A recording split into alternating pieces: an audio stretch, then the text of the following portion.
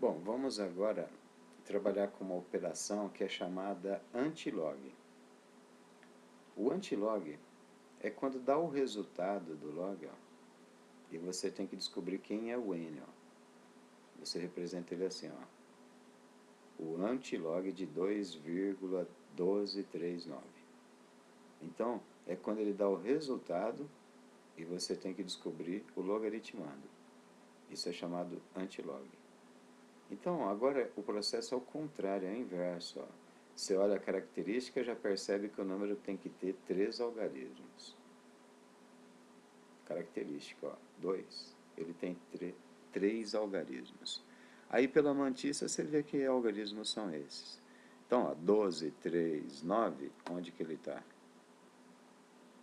Ele está aqui, ó, 12, 3, 9. Que significa que os primeiros algarismos, ó, é o 13 e o terceiro algarismo é o 3.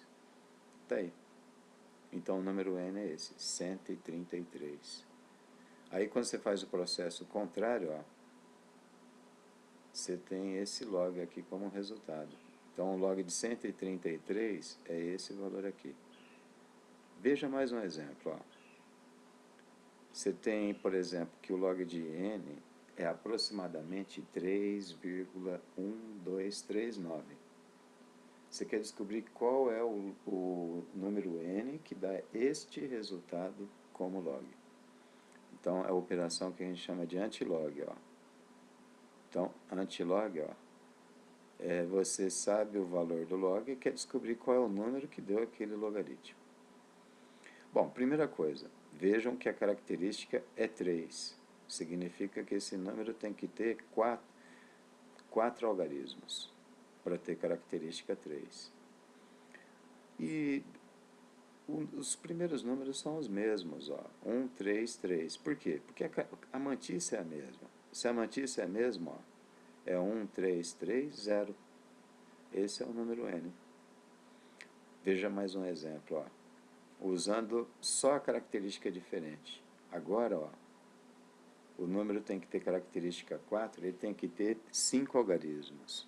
Mas se a mantissa é essa, os 3 primeiros algarismos são os mesmos. Então, novamente, ó, 1, 3, 3, 3, só que agora você acrescenta 2 zeros, ó, para ter 5 algarismos.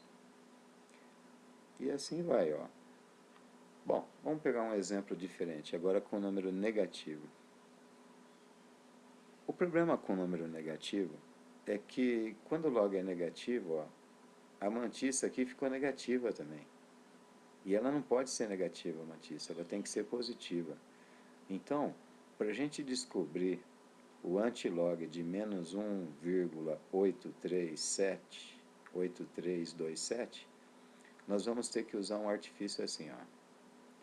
Nós vamos pegar menos 1 e menos 0,0327 e somar e subtrair 1. Bom, soma e subtrai para não interferir no valor do número. Aí, ó, aqui vai ficar menos 2 e aqui vai ficar a mantissa positiva. É como eu te falei, a mantissa tem que ser positiva. Aí, ó, fica menos 2, que é a característica, e a mantissa agora ficou positiva, ó. Bom, agora que a mantissa está positiva, ó, dá para a gente descobrir quem é esse número n. Primeiro, se a característica é menos 2, começa com 0,00, 2 zeros, ó. 0,0. E aí, 1673, está aqui, ó, 1673, ó. Ele está na linha do 14 e coluna do 7. Então é 147. Aí, 147. Mais um exemplo negativo. Então, ó, sempre que você tiver que calcular o antilog negativo, de um número negativo, cuide de deixar a mantissa positiva. Para a mantissa ficar positiva, o artifício é sempre o mesmo. Subtrai 1, soma 1. Então, subtrai 1 e soma 1. Quando você subtrair 1 aqui, fica menos 3, que é a característica. Ó. E quando você soma 1 aqui, fica positivo. E dá origem, então, a mantissa, ó. Agora é só olhar na tábua de mantissa, ó, 0,828. Está na linha do 12, coluna do 1. Então, se a característica é menos 3, linha do 12, coluna do 1, primeiro tem que ter 3 zeros. E aí, depois desses 3 zeros, a mantissa cuida dos algarismos diferentes de zero, que é linha 12, coluna 1, 121. Então, 0,00121.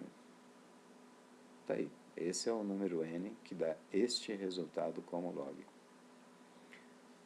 Beleza, então tá aí. Essa então é a teoria do antilog.